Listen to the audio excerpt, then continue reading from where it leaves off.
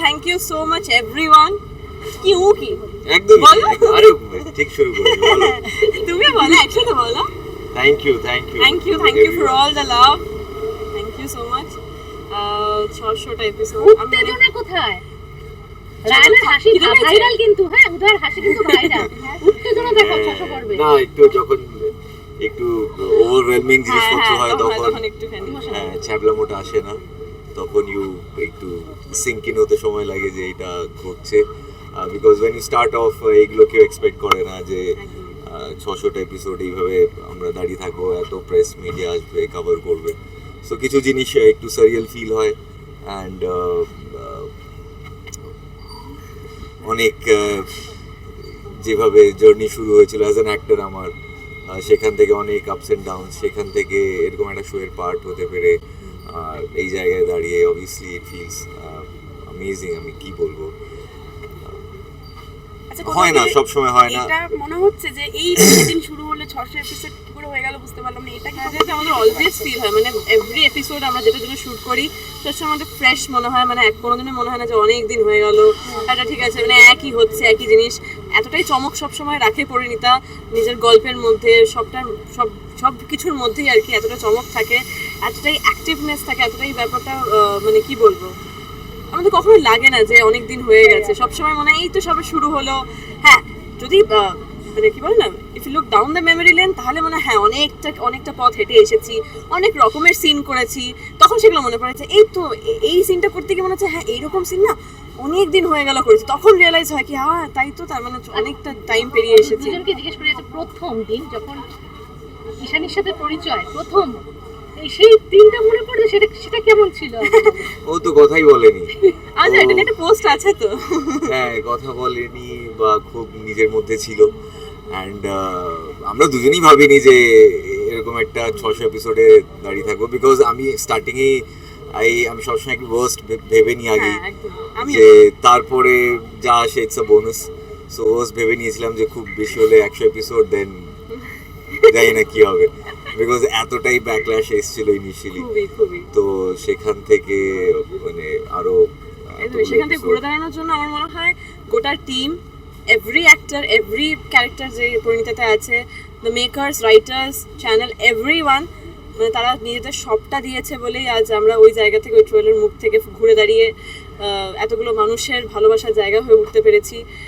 And আজও এতগুলো বছর পর, এতগুলো এপিসোড পর একদম একইভাবে মানুষ আমাদেরকে ভালোবেসে যাচ্ছে। এটার থেকে বড় পাওনা আমার মনে হয় না কিছু হতে পারে বলে।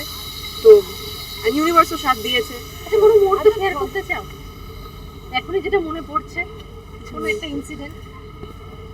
প্রচুর, এখন পিন পয়েন্ট করে বলতে পারবো না, বাট প্রচুর ইনসিডেন্টস আছে। অবভিয়াসলি এরকম একটা বড় show, it's a huge show, যেখানে চ্যানেল কোনোদিন বাজেট নিয়ে ভাবেনি, কোনোদিন বড় বড় ইভেন্ট ভেবেছে, যেখানে মানে টেলিভিশনে সেটা এক্সিকিউট করা ইটস আমি তো দেখিনি। যেখানে মহাকুম্ভের মতো একটা 10-12 দিনের একটা ট্র্যাক, যেখানে প্রোটেস্ট মার্চের মতো একটা সাবজেক্ট, অলমোস্ট বলোচিস্তানের মতো একটা রাভা বলে একটা ফিকশনাল জায়গা ক্রিয়েট করা হলো। সাউথ ইন্ডিয়ার মতো জঙ্গল জায়গা দেখানো হয়, যেখানে সবকিছু বড় করে দেখানো হয়, from the writing department, from the execution. তো ইটস আমরা পোস্টারে হয়তো আছি এই কজন মানুষ, but there is a long story. পেছনে অনেক লোক থাকে যাদের সম্পর্ক নষ্ট হয়ে যায়, এমন ঝগড়া হয় গল্প নিয়ে, ব্রেন স্টর্মিং হয় রাত অবধি।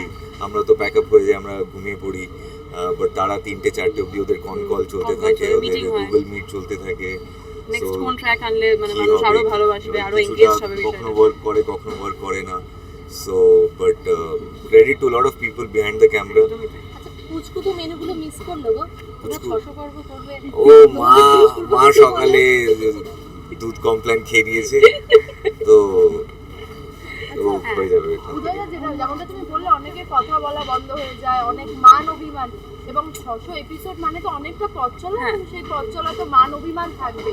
তো তোমাদের মধ্যে কখনো এরকম হয়েছে যে মান অভিমান মানে হলেও কিভাবে মানিয়ে আবার পরের দিন? একদমই না, উই আর ভেরি লাকি। আমি একটু আগে বলছিলাম যে মানে এই কথাটা আমরা দুজনেই বা গোটা টিম জোর গলায় বলতে পারবো কি Parineeta is one such floor বা সেট যেখানে there's a lot of মানে পজিটিভ ভাইব, একদমই পজিটিভ ভাইবে ভরা। অ্যান্ড ওটার পেছনে একটা খুব বলতে পারি যে একজন খুব বড় ক্রেডিট নিতে পারে, সেটা হচ্ছে এই মানুষটা। Expect that. তো এই মানুষটা এতটাই পজিটিভ ভাইব ক্রিয়েট করে রাখে, সেটা starting from the makeup room থেকে শুরু করে ফ্লোরে, আর বাকিরা তো আছেই। তো এটা এমন একটা জায়গা যেখানে সত্যি একে অপরের সাথে মান অভিমান বা ঝগড়া হওয়াটা খুবই কঠিন, মানে এতটাই ভালোবেসে সবাই কাজটা করে, সবাই ভালোবেসে থাকে একে অপরের সাথে, আড্ডা দেয়, মজা করে, দুঃখের টাইমও শেয়ার করে, একে অপরের পাশে দাঁড়ায়। আমার মনে হয় না যে এরকম কিছু হতে পারে বলে।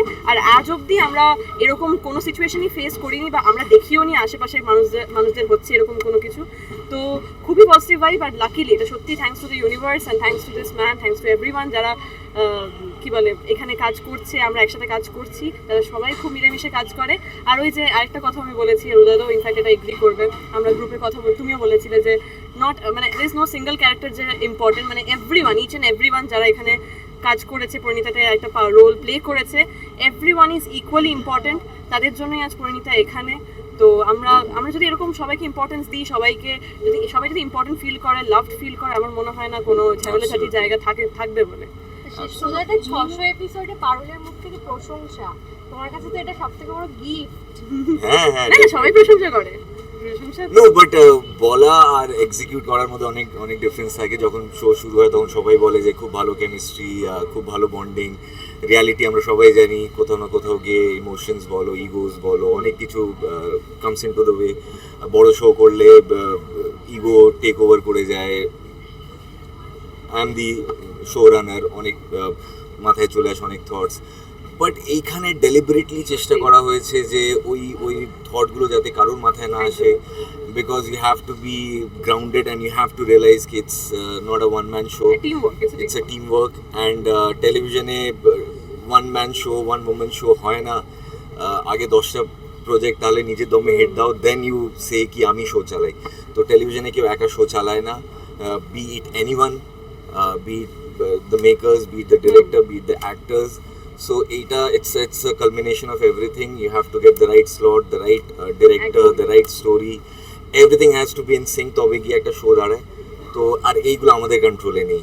এটা আমরা জানি যে এগুলো আমরা যেটা পেয়েছি 600 এপিসোড, এগুলো আমাদের হাতে নেই। এটা ইটস কামিং ফ্রম সামওয়্যার।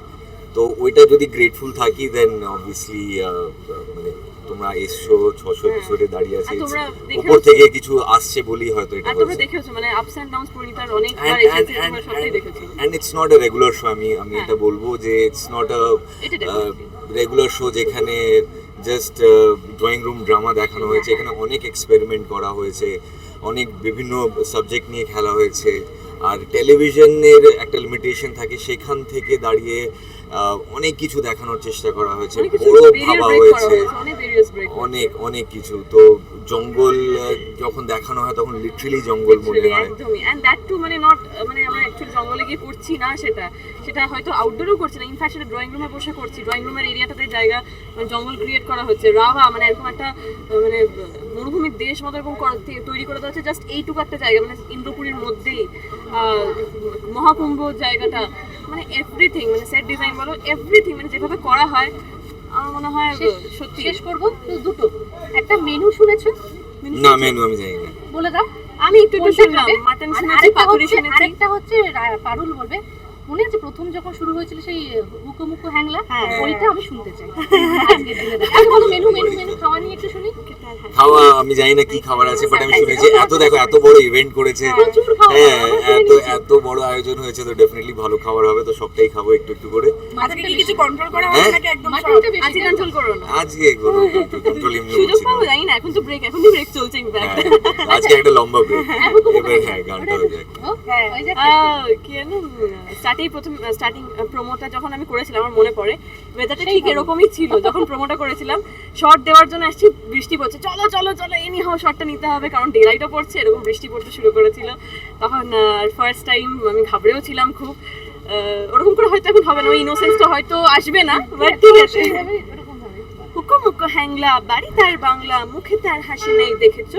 তারপর কি একটা করেছিল, একটা মল্লার নাকে করেছিল, নাই তার মানে কি কেউ কবুত না, ভুলে গেছি কেউ তাহা জানে কি কেউ কবু তার কাছে থেকেছো তারপরে কি হুকো বুকো হ্যাঁ মানে আমার নিজেরও মনে হচ্ছিল যে আমি ঠিক করছি না খুব বেশি করছি মানে ফার্স্ট টাইম বাট এখনো ইনোসেন্সটা আসবে না ওকে পারুলকে পারুলকে কি বলবো মানে ও আমাদের শোয়ের মানে ওয়ান্ডার গার্ল মানে একটা লাইন হিসেবে বলছে টেলিভিশন রাইন হিসেবে হ্যাঁ ভালোবেসে বলে রাইন হিসেবে আমি এতগুলো লোকের সামনে লজ্জা পাই বাবা রাইন হিসেবে আমিও মানে এত ভোকাল নই আমি মানে ভালোবাসা আমি খুব লুকিয়ে লুকিয়ে রাখি না বলে তো যে যবে প্রপোজ করবে ওটা দুনিয়া জানতে পারবে হ্যাঁ সব সময় না আমি আজকে লজ্জা পেয়ে যাচ্ছি এগুলো লোকের সামনে এত কাছে তোমরা সবাই হ্যাঁ তো হ্যাঁ countless thank you more than 25 oh my god thank you thank you everyone Tollywood এর লেটেস্ট আপডেট গসিপ ও এক্সক্লুসিভ ইন্টারভিউ দেখার জন্য এখনই সাবস্ক্রাইব করুন সিটি সিনেমার ইউটিউব চ্যানেল আর ফলো করুন আমাদের ফেসবুক, ইনস্টাগ্রাম ও হোয়াটসঅ্যাপ চ্যানেল।